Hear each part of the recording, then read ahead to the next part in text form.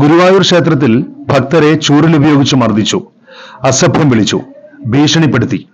ഏതാനും ദിവസങ്ങളായി സമൂഹ മാധ്യമങ്ങളിൽ പ്രചരിക്കുന്ന നുണവാർത്ത ഇതാണ്. എന്നാൽ സത്യമെന്താണ്?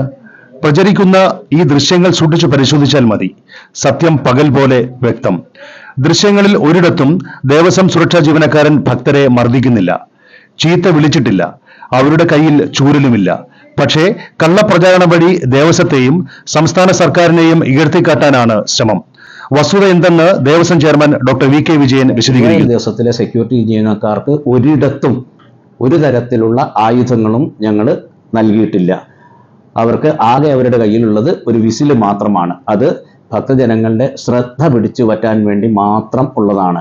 അല്ലാതെ ചൂരൽ ഉപയോഗിച്ച് അടിച്ച് ഒതുക്കുന്നു എന്നൊക്കെയുള്ള രീതിയിലുള്ള പ്രചരണം വളരെ ബോധപൂർവമായിട്ട് നടത്തുന്നതാണ്. ഭക്തജനങ്ങളുടെ ഇടയിൽ തെറ്റിദ്ധാരണ ജനിപ്പിക്കാൻ ഇടവരുത്തുന്നതാണ്. ആ രീതിയിലുള്ള ഒരു നടപടിയും ഗുരുവായൂർ ദേവസ്വത്തിൻ്റെ ഭാഗത്തുനിന്ന് ഉണ്ടാവില്ല എന്നുള്ളതാണ് ഈ ഇതുമായിട്ട് ബന്ധപ്പെട്ട് പ്രിയപ്പെട്ട ഭക്തജനങ്ങളെ അറിയിക്കുവാനുള്ളത്.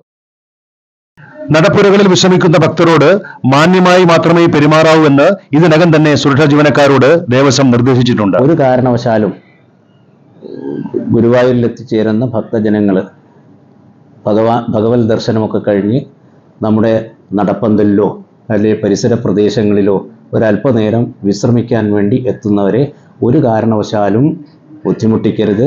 അവരെ അവിടെ നിന്ന് എഴുന്നേൽപ്പിക്കാൻ പാടില്ല എന്നുള്ളത് സെക്യൂരിറ്റി സൂപ്പർവൈസറുടെ അടുത്ത് അന്ന് തന്നെ നിർദ്ദേശം കൊടുത്തിരുന്നു.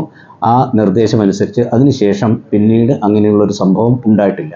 പക്ഷെ അതിനുശേഷവും ഈ വീഡിയോ വളരെ വ്യാപകമായിട്ട് പ്രചരിച്ചുകൊണ്ടിരിക്കുന്നു എന്നുള്ളത് കാണുമ്പോൾ അതിൽ നിന്ന് മനസ്സിലാക്കാൻ കഴിയുന്നത് ഇതിനകത്ത് എന്തോ സ്ഥാപിത താല്പര്യത്തോടു കൂടി ആരൊക്കെയോ ഗുരുവായൂർ ദേവസ്വത്തിൻ്റെ സെക്യൂരിറ്റി സംവിധാനത്തിനെതിരായിട്ടുള്ള ഒരു പ്രചരണോപാധിയായിട്ട് ഇത് മാറ്റുന്നുണ്ട് എന്നുള്ളതാണ്.